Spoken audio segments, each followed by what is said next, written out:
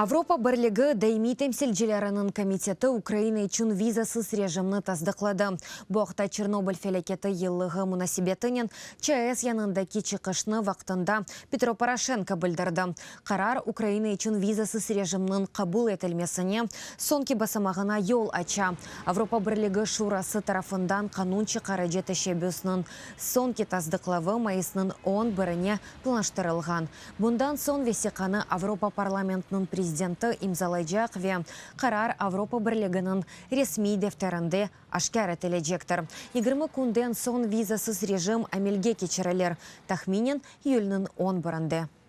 Щойно Корепер, Рада Европейского Союза. Деми Авропа бірлігінің шурасы елчілер сефесінде Украинаға визасыз режимнің берілмесі ақында кетарихи қарарыны чықарды.